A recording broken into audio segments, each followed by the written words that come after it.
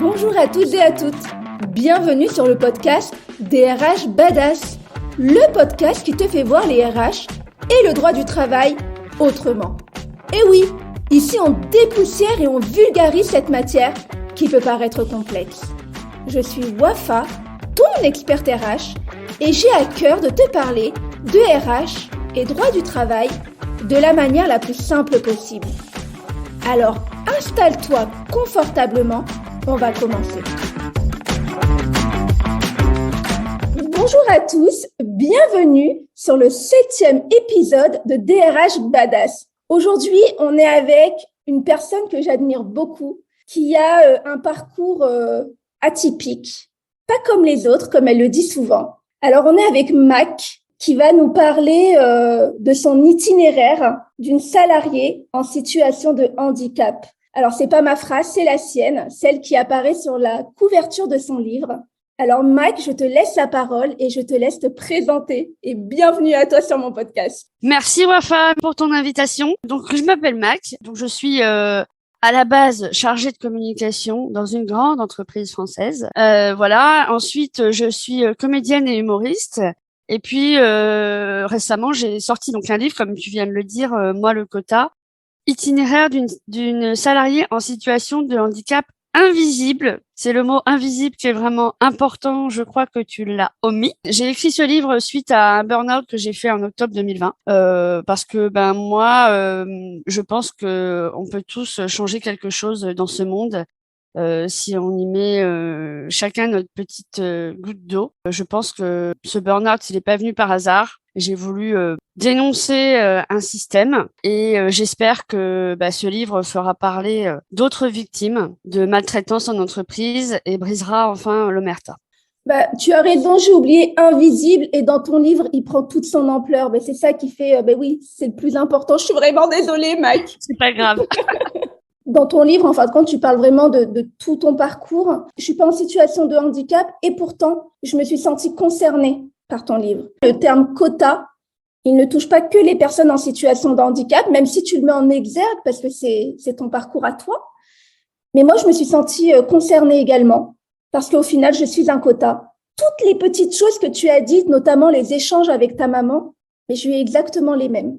Parce que en tant que femme issue de l'immigration, je suis un quota également. C'est pour ça que je dédie ce livre au tout début à tous les salariés des entreprises, finalement, parce que je pense que tout le monde peut avoir vécu ce que j'ai vécu dans une entreprise.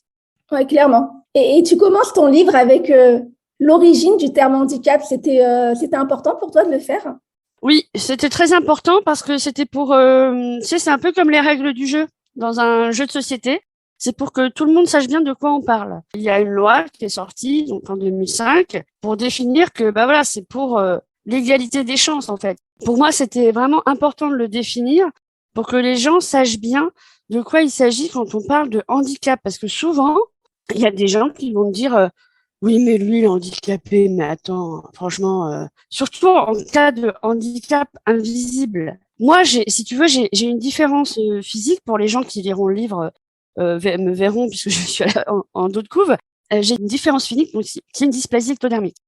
Donc ça, c'est une maladie génétique. Mais moi, mon vrai handicap, c'est une maladie chronique. Donc j'ai été greffée d'un rein à l'âge de 7 ans. Donc ça fait 33 ans que je suis greffée. Et en fait, heureusement finalement que j'ai cette dysplasie ectodermique, parce que les gens pensent que je suis handicapée à cause de mon physique, que j'ai une leucémie, un cancer, j'en sais rien. Mais au final, ma vraie maladie, c'est ma maladie chronique, c'est-à-dire ma greffe rénale qui me provoque plein d'effets indésirables, et de la fatigabilité, etc. Ce que je voulais dire par rapport au regard, c'est que les personnes comme moi qui sont greffées, par exemple, et qui n'ont pas de différences physiques, souvent on va les regarder en disant non mais toi t'es handicapé, non mais n'importe quoi, t'as pas besoin d'aménagement, tu vas faire ton sport, tu vas faire ci, tu vas faire ça. Mais non, si la personne est reconnue handicapée, travailleur en situation de handicap, c'est qu'il y a une vraie raison. Donc, c'était vraiment pour poser les bases. C'était essentiel pour moi de commencer par cette définition. Je pense qu'elle était nécessaire, tu cadres. C'est important de le faire. Et puis, tu nous parles de ta reconnaissance de travailleur handicapé.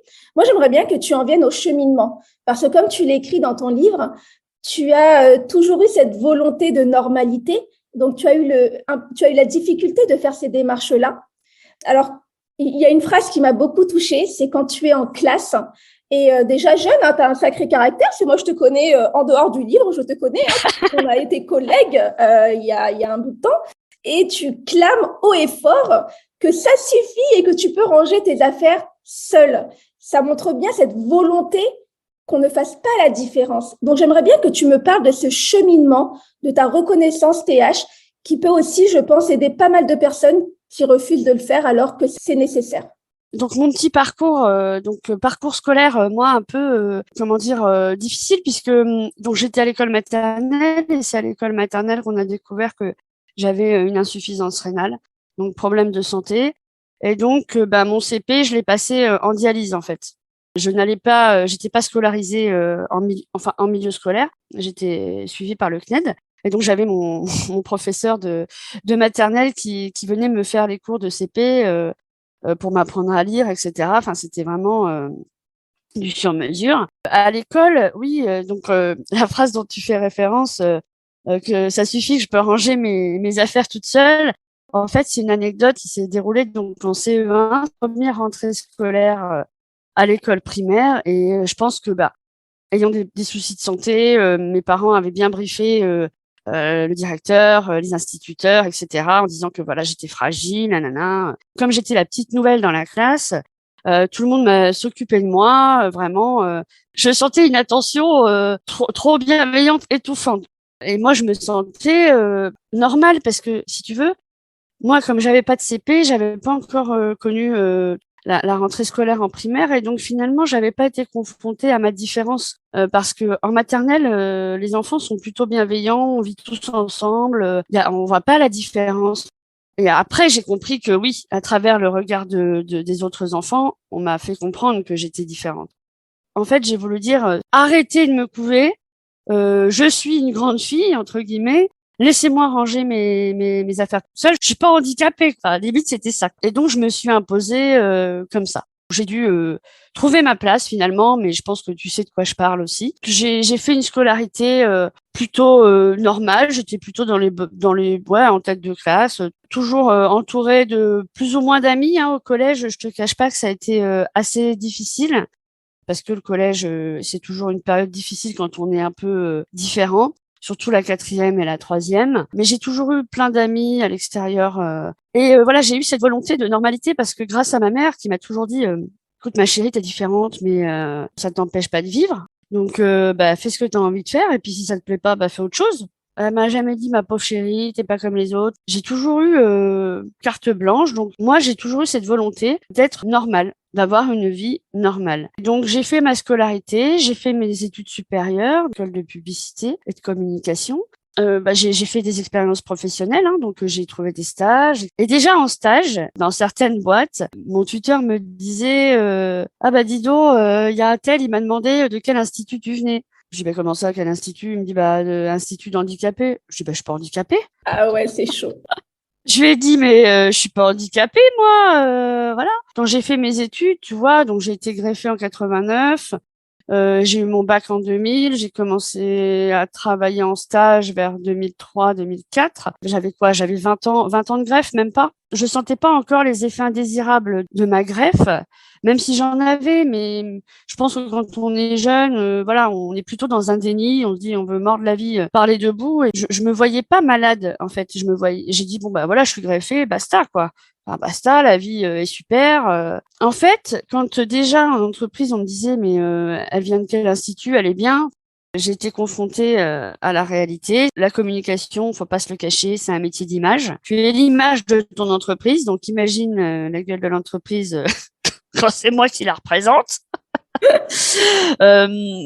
J'ai postulé dans des agences et là, sur le papier, je correspondais tout à fait au profil, c'était formidable, il fallait absolument qu'on se rencontre vite parce que tout devait être super rapide et en fait, au moment de l'entretien, je voyais la personne en face de moi se décomposer, quoi. Et là, je me suis dit, OK, c'est ça le monde du travail. Donc, en fait, finalement, je ne vais jamais trouver de travail à cause de mon physique. Donc, j'étais mais démoralisée totale, alors que mes médecins m'en avaient déjà parlé, m'avaient dit, fais-toi reconnaître, travailleur handicapé, etc. Je voulais pas parce que, pour moi, j'étais pas handicapée. Suite à ces événements discriminatoires j'ai mon médecin traitant qui m'a dit: «Marie-Aude, faites-vous reconnaître travailleurs en situation de handicap, des gens comme vous qui ont fait des études, il y en a pas pléthore, hein». Donc parce que malheureusement les personnes en situation de handicap, ont très peu accès, aux études supérieures. Je me suis faite reconnaître et figure-toi que 6 mois plus tard, après avoir eu ma reconnaissance, j'ai eu, 4 cabinets de recrutement, qui m'ont appelée pour le même poste que j'ai fini par occuper chez Réseau, quoi. Voilà. Parce que tu étais Donc, un quota. parce que j'étais un quota, en fait. Voilà. C'est dur à dire quand même, hein. C'est Parce dur. que tu fais partie de cette discrimination positive. C'est ça. Je fais partie de cette bonne conscience des entreprises et de la société. Ça appuie sur cette différence que tu veux faire taire quelque part. La discrimination positive reste de la discrimination pour moi. Mais bien sûr. Mais déjà, pour moi, c'est un oxymore. Discrimination positive. Tout à fait. C'est compliqué de les mettre ensemble. Moi, en tout cas, dans ma tête, ça ne matche pas. C'est ça, exactement. Ouais. Mauvais combo. C'est ça. Je trouve ça assez terrible, ce terme-là. Mais c'était aussi pour inclure... je me rappelle, j'étais dans une entreprise d'audiovisuel. C'était pour inclure les personnes qui venaient des banlieues aussi. C'est ça, exactement. Des quartiers, voilà. De la minorité, quelque part, que j'appelle la majorité, moi, parce qu'on est beaucoup quand même des comme ça. Hein. Finalement, celui qui n'est pas quota, c'est l'homme blanc de 18 à 40 ans. Et j'ai adoré quand tu l'as écrit. Mais c'est totalement vrai. Les femmes sont des quotas. En plus, quand tu leur ajoutes un autre quota, on n'est pas qu'un quota, on est des quotas. On cumule les miles. J'ai un prof de français au collège qui m'avait dit: Wafa, tu sais, tu es une femme, tu es d'origine marocaine, tu vas devoir travailler beaucoup plus que les autres pour arriver à un certain niveau. Et c'est même pas un certain niveau. C'est pouvoir te trouver une place correcte dans la société. Cette difficulté qu'on a eue, elle nous a permis de nous ouvrir. Quand je t'ai vu la première fois, Mac, j'ai pas vu ton physique. J'ai pas capté, je m'en foutais, j'ai vu mes bottes roses. Ouais, j'ai vu tes bottes roses, Mac. J'ai pas vu le reste. Parce que notre histoire fait que... Alors moi, ce qui me fait le plus de mal, c'est ces personnes qui ont été également quotas et qui le sont toujours aujourd'hui, qui rentrent dans ce système discriminant et qui te le font sentir. J'ai envie de te dire, l'homme blanc de 18 à 40 ans, pauvre mec, t'as rien vu dans ta life, c'est quelque chose de compliqué pour toi. Mais toi qui as été quota à un moment donné, comment tu peux t'arrêter à ça? La maltraitance dont je parle dans mon livre, la fameuse Gradiella, c'est une personne qui, elle aussi, fait partie finalement des quotas. Et aujourd'hui, elle a une soif de revanche par rapport à tous ces gens qui se sont moqués de son accent, de plein de choses.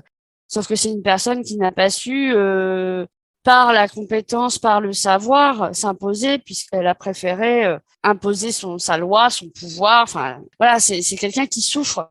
Tu sais, il y a plusieurs façons de transformer les barrières. Hein. Soit les barrières, tu les as toute ta vie devant toi et tu sais pas, t'en débarrasses pas. Soit tu fais comme toi et moi, on les pète toutes, quoi. Et on se bat et on ose et on se dépasse. Et on va chercher au fond de nous les ressources qu'on a pour nous épanouir, parce qu'on sait au fond de nous que subir ne sert à rien, en fait. C'est pas ça qui va nous aider. Subir, en vouloir à la terre entière, non. Il y a que nous qui pouvons agir sur notre destin et sur notre plaisir, notre bonheur.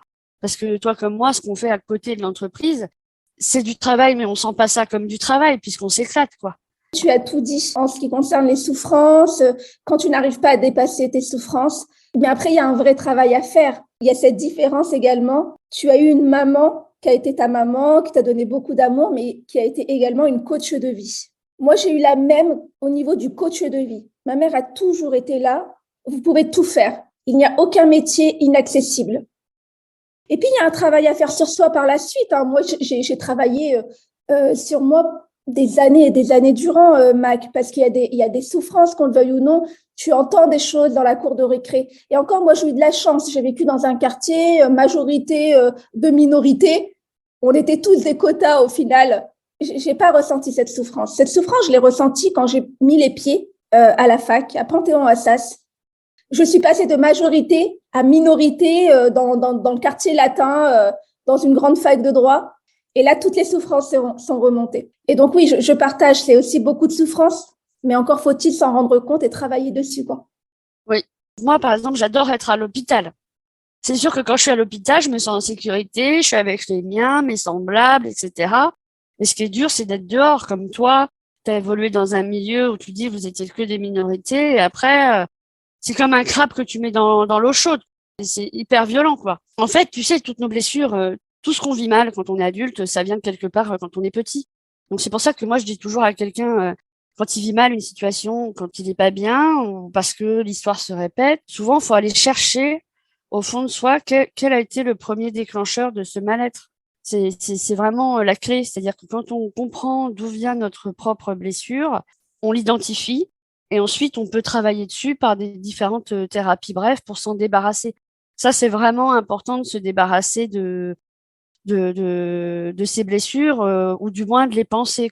J'ai 40 ans et je pense que j'ai fini un cycle. C'est-à-dire que la petite fille que j'étais à l'école primaire parce que j'étais humiliée. T'imagines, c'est un directeur qui se moque de toi, donc c'est l'autorité qui se moque de toi. C'est celui qui est censé être la vérité. Quand t'es petit, tu te dis, ben le grand, il a raison, voilà. Et en fait, là, ce qui s'est passé avec l'entreprise, j'ai fait un travail sur moi pour comprendre quand même ce qui s'était passé, pourquoi cette maltraitance en est venue à me clouer au lit et à me faire perdre toute envie de vivre finalement, parce que ça va jusque là. Et en fait, c'est parce que cette petite fille était toujours là. Et donc je lui ai dit, à un moment donné, j'ai tapé du poing sur la table et j'ai dit, ça suffit, maintenant tu vas répondre à ce professeur. Et donc, je pense que c'est pour ça, tu vois, que j'ai écrit ce livre, parce que c'est ma réponse aussi au professeur qui m'a humiliée. Et cette situation de te dire qu'un adulte a pu avoir ce comportement, il a quand même traversé le couloir de l'école pour arriver dans ta classe. Il a eu le temps de se dire, mais non, mais je vais pas faire ça à un enfant. Encore plus à un enfant en situation de handicap, certes invisible, mais quand même, on sait d'où elle vient, on sait sa difficulté, la nécessité pour elle de prendre une douche. Et comme tu en parles durant tout ton livre, la démarche que toutes les personnes ont eue, même au sein des entreprises que tu as fréquentées, est-ce qu'à un moment donné, vous vous posez et vous vous dites pas, Mac, elle a besoin de ce temps-là. Mac, c'est pas une lubie qu'elle a. C'est pas parce qu'elle n'a pas envie de travailler. C'est parce que il y a une situation qui fait que. Et au final, ces personnes-là et cette blessure que tu as portée, ce sentiment d'humiliation, cette blessure d'humiliation, tu l'as portée toute ton enfance. Et mon Dieu, ça a dû être un fardeau énorme. Et jusqu'à maintenant? Toute ton enfance, ton adolescence et ton burn-out, ton premier burn-out fin 2012, c'est le résultat de cette blessure. Cette personne, là, quand je la croise en ville maintenant, sur Cherbourg, il me regarde, mais il est pas fier. Je me dis, le pauvre type, qu'est-ce que lui a dû vivre étant plus petit pour aujourd'hui trouver du plaisir à humilier des enfants. Aujourd'hui, maintenant que j'ai fait tout ce travail, je sais aujourd'hui qu'il ne vaut rien. Avec tout ce que tu as pu vivre enfant et notamment ton parcours à l'hôpital, que tu aies cette joie de vivre, cette force de vie, parce que mon Dieu, moi, quand je lis ton histoire et je vois la manière dont tu te comportes à l'école, t'es une force de la nature et ce mec, t'as dû le désarçonner. Et c'est pour ça qu'il appuyait là où ça faisait mal, au point d'être à l'origine, d'être une des blessures qui a généré des années plus tard ton burn-out. Donc 2012, c'était mon premier. Ça faisait 1 an et demi que j'étais dans l'entreprise. Tu sais, dans cette volonté de normalité, elle a été aussi motivée par ma mère qui m'avait dit un jour, alors que je rentrais de l'école en larmes parce que voilà, les enfants se moquaient de moi quand j'étais en primaire à un moment donné, et elle m'avait dit, écoute, ma chérie, de toute façon, ce sera toujours difficile pour toi dans la vie. Donc soit tu te bats, soit ça sert à rien de vivre. Et donc, je me suis toujours dit, il faut que je me batte. Et moi, j'ai toujours entendu, peut-être à tort, mais il faut que tu sois la meilleure. Donc, j'ai toujours voulu être la meilleure dans tout ce que je fais, d'être au top pour montrer que malgré ma différence, et moi, malgré ma différence, c'est vraiment dichotomique, c'est très bizarre entre ma maladie chronique et ma différence, il y a vraiment deux choses. C'est-à-dire que de par ma différence physique, il faut que je trouve ma place et que je trouve la meilleure place et que je sois toujours au top. Quand j'ai commencé à travailler chez Réseau, Moi, je suis une passionnée. J'ai tout de suite eu pas mal de projets à mener et j'étais plutôt un point de référence. Je me donnais corps et âme dans mon travail. Parce que, et c'est même pas pour monter en grade, parce que chez Réseau, on était chargé de com ou responsable, point barre. C'est même pas par ambition professionnelle, c'est juste pour me dire, vous voyez, je suis différente, mais je suis hyper compétente. T'as besoin de ça, je te le fais pour hier, il n'y a pas de souci. Donc j'ai toujours eu cette volonté de donner le meilleur de moi-même et de dire aux gens, voilà, t'inquiète, je gère. J'étais surbookée par les projets, donc en 2012, pas soutenue par ma hiérarchie, qui lui faisait plutôt des horaires d'école maternelle. Voilà, sachant qu'il gagnait certainement le double de mon salaire. J'ai commencé à rêver du travail, je ne vivais que pour le travail, je ne voyais plus mes amis, etc. Je n'allais plus à mes cours de théâtre, chose que j'adorais faire. Donc j'étais vraiment 1000% pour le travail. Et en fait, un matin, je me suis réveillée, boule au ventre, envie de vomir, pas bien en allant au travail, etc. Et envie de pleurer tout le temps, tout le temps, tout le temps. J'ai été voir mon médecin qui m'a dit non mais là, je vous arrête tout de suite parce que vous êtes en train de décliner, burn-out en vue. J'ai été arrêtée et puis j'étais dans mon petit 20 mètres carrés parisien, allongée pendant 3 semaines. À rien pouvoir faire. Et je ne mangeais plus, j'ai perdu 3 kilos en une semaine. C'était aucune notion du temps. J'oubliais de prendre mes médicaments, donc j'ai mis en danger ma vie. Enfin, c'était vraiment une période de déchéance totale. Et le deuxième burn-out, en 2020, ça a été suite à mon harcèlement dont je parle dans le livre. Là, il y a eu, si tu veux, le fait qu'avant le confinement, donc depuis 2 ans, depuis 2018, je jouais un spectacle qui s'appelle Comme tout le monde a un poil près. C'est un one-woman show que j'ai écrit et joué. Et en parallèle, je travaillais. Donc, je travaillais la semaine, je jouais le week-end un peu partout en France. Donc, j'avais un rythme hyper soutenu. Mais bon, comme je disais en début de podcast, moi, j'adore manger, bouffer la vie par les deux bouts. Que ça m'allait très bien. C'était à 1000 à l'heure. Je rencontrais plein de gens, etc. Sauf que, oui, je fatiguais aussi. Et il y avait ma chaussure qui commençait à se remplir de grains de sable. Comprendre que les grains de sable, c'est les épisodes de maltraitance faits par Graziella. Graziella me demandait tout le temps des comptes, m'appelait tout le temps, me faisait des remarques sur justement sur ma fatigue, sur que j'étais trop absente entre mes arrêts maladie et mes congés. J'avais tout un tas de reproches mêlés à la fatigue. Et au moment du confinement, télétravail, donc là, pareil, travail à fond, plus de spectacles. Et je me suis vraiment aperçue que le théâtre était ma soupape pour tenir au travail. Et donc, j'avais énormément de travail. Graziella a continué à me harceler de mails, de machins, de mettre des bâtons dans les roues, etc. Et en fait, un matin d'octobre 2020, avant même d'ouvrir les yeux, j'ai pleuré. J'ai pleuré, j'avais le souffle coupé, j'ai cru que c'était le Covid sur le coup. Je me suis dit, ça y est, je suis malade, etc. Heureusement, je suis chez ma mère, donc j'ai tout de suite été la voir. Et elle m'a dit, qu'est-ce qui se passe?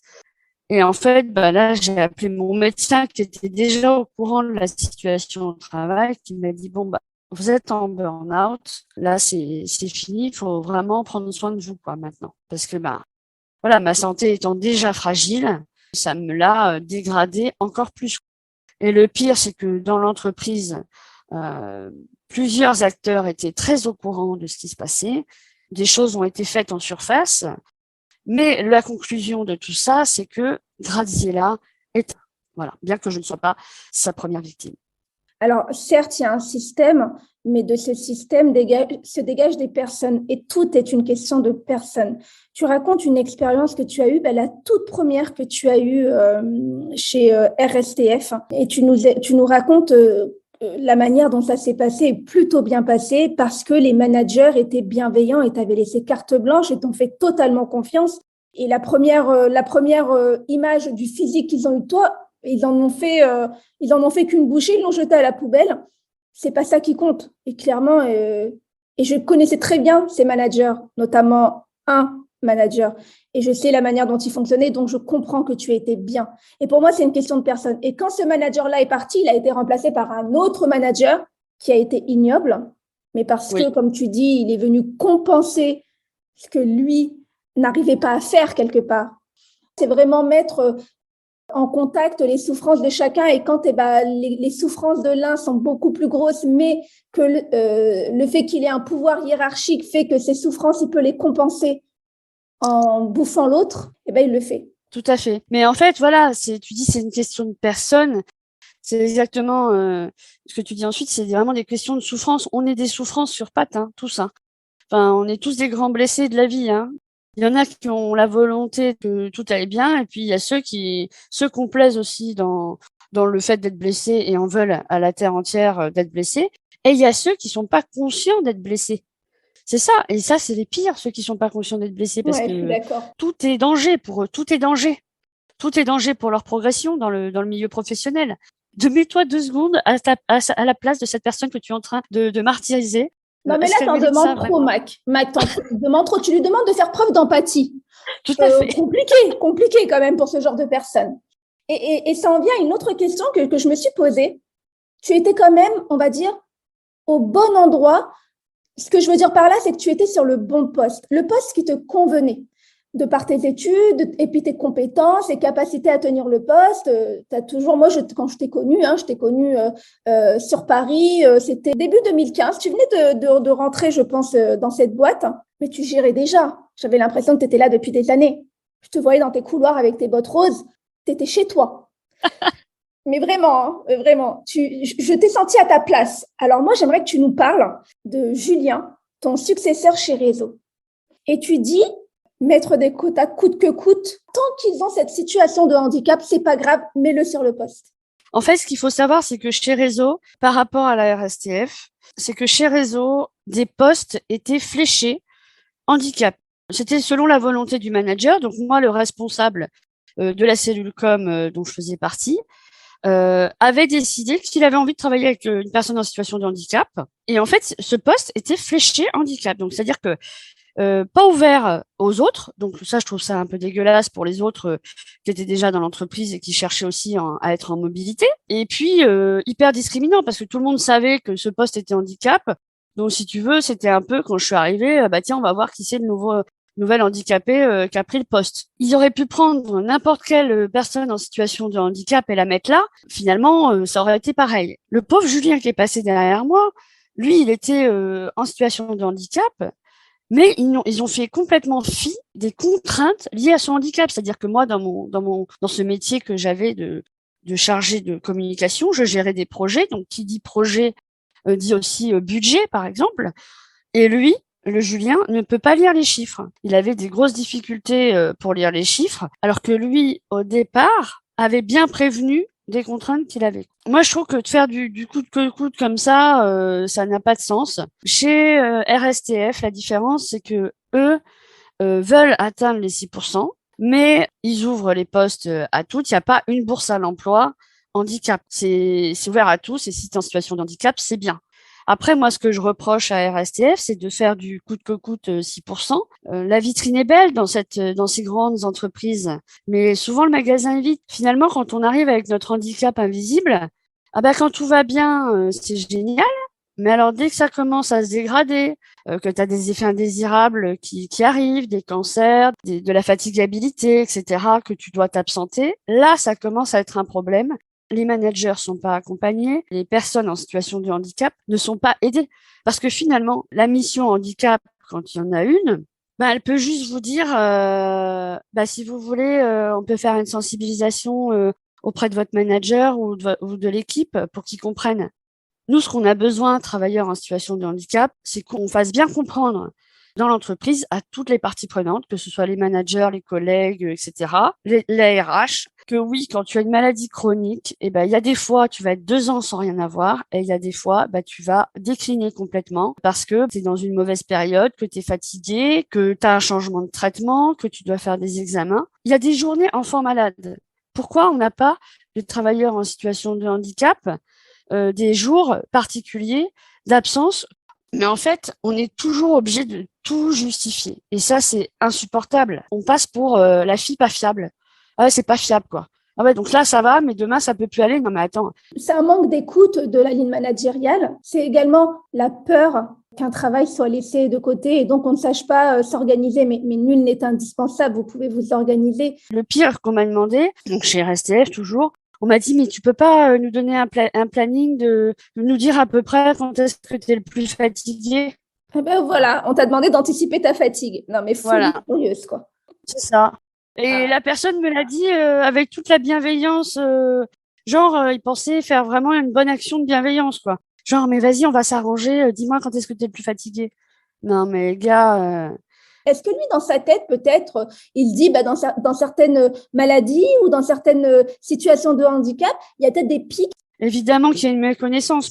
On leur demande de comprendre les situations de handicap. On va pas en plus leur demander de connaître toutes les maladies et leurs contraintes. Moi, je suis pour, et c'est vraiment ce que j'ai fait sur mes différents postes chez RSTF, et je l'ai fait de plus en plus quand j'ai changé de poste. C'est vraiment d'expliquer quelles sont les conséquences de ma maladie chronique sur mon travail. Qu'on va avoir des absences ou qu'on va avoir des coups de mou, etc.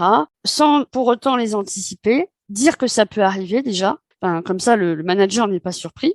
Donc, je pense que vraiment, quand on est en situation de handicap, surtout invisible, la communication manager-salarié en situation de handicap est vraiment primordiale. Toi, aujourd'hui, avec tout ce que tu as vécu, est-ce que tu as envie d'apporter ta pierre à l'édifice pour que tout ça évolue et que dans les différentes entreprises, ça avance? Parce que ça avance, mais tout doucement. Moi, aujourd'hui, ce que je veux faire, c'est aller en entreprise et dire aux gens, ne restez pas que dans votre entreprise, faites autre chose à côté, osez, pétez vos barrières. Vous avez tous du talent et on a tous quelque chose à apporter les uns aux autres.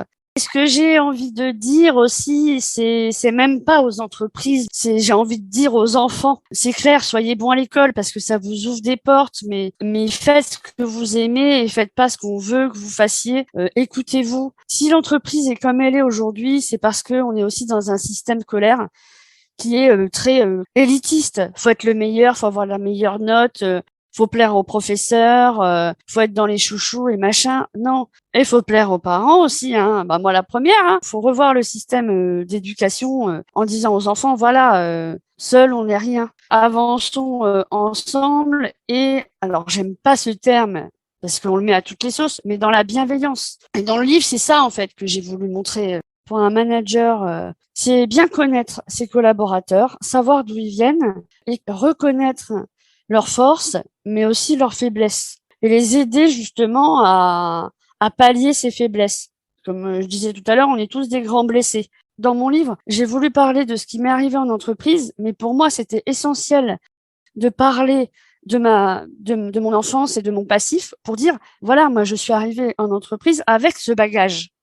Et c'est ce qui a conditionné derrière toutes mes relations professionnelles. Quand je suis tombée devant des managers qui comprenaient très bien que je suis un peu fatiguée, que voilà, et qui m'ont dit non mais Mario, c'est bon, ça peut attendre, tu lèves le pied. Mais quel bonheur! Et franchement, mais c'est hyper humain. Il n'y a pas que le travail, tu Et vois. c'est surtout, pense à toi d'abord, parce que si tu penses à toi, tu vas dérouler sur le boulot et nous, on a tout à y gagner que de prendre soin de toi.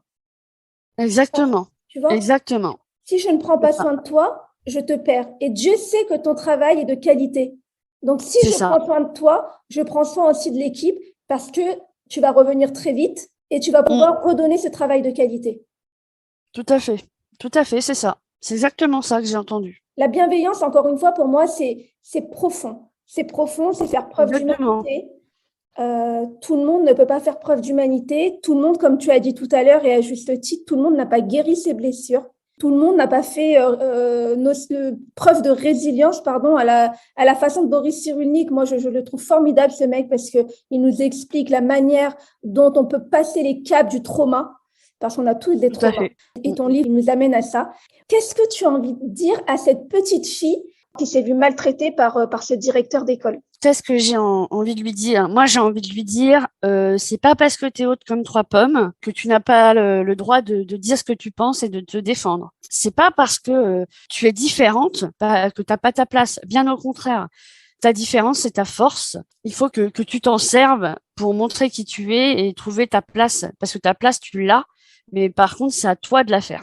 Et j'en reviens à ce qu'on disait tout à l'heure. Hein, c'est vraiment important de lui parler à notre enfant intérieur. Ça permet de penser nos blessures, qui sont nos barrières, et de toutes les casser. Ça permet d'oser, c'est-à-dire oser faire ce que j'ai envie de faire et pas ce qu'on me dicte de faire ou la place que la société voudrait bien me laisser. Moi, je veux cette place-là, je la prends. C'est nous qui sommes acteurs de notre vie, de notre place, et c'est à nous de se donner cette place. Alors ça, c'est quelque chose que tout le monde n'est pas prêt à entendre. Choisir, tout à l'heure, comme on en parlait par rapport aux blessures, choisir de les subir ou au contraire de les guérir pour avancer, quoi. Voilà, soit on se positionne en victime, soit on se dit non, moi j'en ai marre de vivre ça, j'en ai marre que l'histoire se répète et je veux faire des choses, quoi. Non, c'est vraiment important de parler à cet enfant intérieur pour le réconforter et pour lui pardonner aussi, pour lui pardonner certaines choses parce qu'il a fait des erreurs. Tu sais, en ce moment, je suis coachée par quelqu'un justement pour faire de la préparation mentale et tout, et puis pour un peu travailler mon body summer. Bon, il y a du taf, hein, mais voilà. Et justement, il m'a fait faire un exercice en hypnose de me revoir quand j'avais 20 ans et jusqu'à aujourd'hui. Et je trouve que l'exercice, c'est pas mal à faire parce que quand on se retourne, on voit toutes les petites marches qu'on a gravies. Et finalement, on a fait pas mal d'étages. Et on peut se dire, bah ouais, je suis fière quand même de mon parcours. C'est un super exercice à faire. Et mais regarder le rétroviseur de temps en temps, c'est... J'aime bien l'histoire des marches parce que les marches, tu peux les visualiser. Quand tu te retournes et que tu vois l'escalier derrière toi, tu vois la taille de l'escalier et ça mesure l'effort. Parce qu'on n'a rien sans effort. Hein. Ça montre encore ta résilience, mais aussi ton humilité. Parce que pour pouvoir le faire, il faut être humble. Il faut que je me retourne pour me remettre en question. Qu'est-ce que tu as envie de dire à tous ces collègues qui vont fréquenter des quotas? Alors, des quotas, que ce soit en situation de handicap visible, en situation de handicap invisible, quel conseil tu leur donnerais? Toi, si demain, tu étais consultante en entreprise et tu venais pour aider les managers et les collègues à accompagner ces quotas, qu'est-ce que tu aimerais leur dire? Déjà, pour le manager, s'informer auprès de la mission handicap de peut-être des modalités d'accueil d'une personne en situation de handicap. Voilà, se tourner vers les parties prenantes de l'entreprise à disposition. Donc, sensibiliser l'équipe en faisant intervenir une personne extérieure, peut-être que le manager va connaître, pour venir témoigner en fait de ce que c'est que d'être en situation de handicap invisible ou visible, de comment lui perçoit sa position dans l'entreprise, comment lui aimerait être accueilli, etc. Je propose de faire peut-être plusieurs interventions parce que, comme on l'a vu avec Julien tout à l'heure, la parole d'une personne en situation de handicap ne vaut pas toutes les paroles. Hein. Ce que j'ai envie de dire aux collègues, c'est surtout, alors dans les choses à pas faire, c'est infantiliser la personne en situation de handicap qui arrive, enfin être trop sur son dos parce que ça c'est too much et ça ressemble un peu à de la pitié, c'est pas de la bienveillance. Pour aborder le handicap, je pense que c'est au manager de le faire avec la personne en situation de handicap. Comme je disais tout à l'heure, moi ma posture, c'est de parler de mon handicap et des conséquences que ça a sur mon travail pour pouvoir anticiper. En parler avec le manager. Si le manager souhaite parler de ses contraintes, s'il veut en parler avec son équipe, qu'il en parle lors d'une réunion d'équipe, mais avec l'aval de la personne en situation de handicap. Et après, c'est à la personne aussi en situation de handicap d'exprimer, elle, son besoin si elle le ressent. Par exemple, moi, je travaille dans la communication. Souvent, on a des choses à porter quand on a des événements, etc. Eh ben, au début, en général, je disais à mes collègues, je peux pas porter, donc est-ce que tu peux m'aider à faire ci, à faire ça? Ah bah ouais, pas de souci. Bah ok, très bien.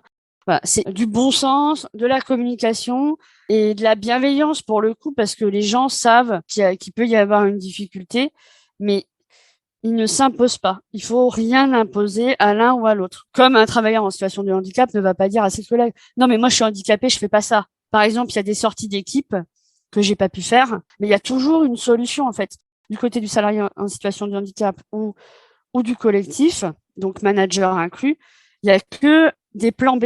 Il n'y a pas de barrage, il n'y a que des plans B. Donc il y a toujours une solution à tout. Il faut que toute l'équipe s'exprime.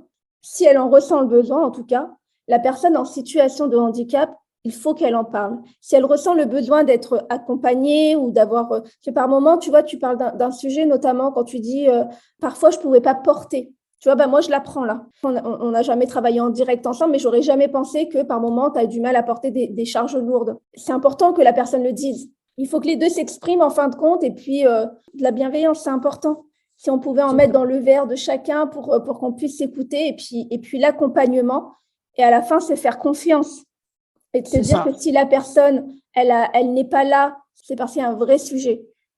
Mais j'ai envie de te dire que c'est pas propre aux personnes en situation de handicap, sauf que vous le vivez tout le temps. Alors que quand tu es malade, ah ouais, tu es malade, mais ah bon, tu es malade. Et tu reviens quand au travail? Ah bah je t'appelle, je suis en arrêt maladie. Si je suis en arrêt maladie, c'est que tu ne peux pas m'appeler. Oui, mais on a des dossiers à traiter, il faut que je les traite tant que tu n'es pas là. Ok, tu vois. Sauf que nous, on le vit à un instant T. Les personnes en situation de handicap, visible ou invisible, c'est entre guillemets leur quotidien. Tout à fait. On peut pas, et là, ça doit être lourd comme charge. Déjà, nous, on a du mal à la vivre quand on nous le fait une fois sur 5 ans. C'est la culpabilité de ne pas être à la hauteur, d'être le boulet, parce qu'on me le faisait bien ressentir, en fait. Quand tu es absent 15 jours, parce que tu peux plus marcher, que tu reviens au boulot, et qu'on te dit, oui, bah là, tu me fais ça, parce que là, tu as 15 jours de retard, c'est hyper culpabilisant. Tu culpabilises d'être fragile, tu culpabilises, t'en veux à ton corps, c'est horrible, c'est vraiment une charge. Donc, c'est pour ça que la communication, ça peut vraiment diminuer vraiment cette sensation de culpabilité. J'invite toutes les personnes qui ont envie de comprendre ce qui se passe en entreprise, qui ont envie de comprendre ce qu'est la vie de quota, à lire ton livre, Moi le quota, que l'on peut retrouver sur Amazon, sur la Fnac.com, sur Kindle et Kobo en version numérique. Et puis tous ceux qui veulent le commander, vous pouvez également le faire dans vos librairies. Donc vous passez commande directement. Donc n'hésitez pas, courez, allez le prendre. À quand ton prochain spectacle, Mac? Ou est-ce que tu rejoueras le premier? Alors, mon prochain spectacle, alors oui, je rejouerai mon premier spectacle que je vais modifier un petit peu. Et là, figure-toi que le 12 mai, je serai à Paris avec l'ADAPT, qui est l'association pour l'insertion des personnes en situation de handicap. Tout sera sur ma page Mac, comme tout le monde, sur Facebook et Instagram. Mais je fais une tournée avec l'ADAPT qui s'appelle Ouverture de chant. Pendant 2 heures, on parle handicap, on rit, on regarde des films, des publicités. Il y a plein d'interventions. Donc ça va être top. On va être à Paris, Toulouse, Maubeuge, Rennes et Bourges. Que moi, je vais jouer un bout de mon spectacle à chaque fois sur scène. Eh ben, je suis ravie pour toi et continue dans cette lancée qui te va parfaitement. Merci beaucoup, Wafa, pour ton invitation. C'était vraiment chouette d'échanger sur DRH Badass, le nouveau podcast que j'écoute. D'ailleurs, le seul podcast. Voilà, je te l'avoue. C'était vraiment la seule que j'écoute à fond. Mais merci beaucoup. Ça a été super d'échanger avec toi et on peut quand même remercier RSTF de nous avoir fait nous rencontrer parce que finalement, hein, il y a toujours un mal pour un bien. Voilà. Je t'embrasse Exactement. fort. Je t'embrasse également, Mac, et je te remercie encore une fois d'avoir accepté cette invitation sur le podcast DRH Badass. Et puis à vous qui nous écoutez, je vous dis à très très vite pour un prochain épisode. À bientôt!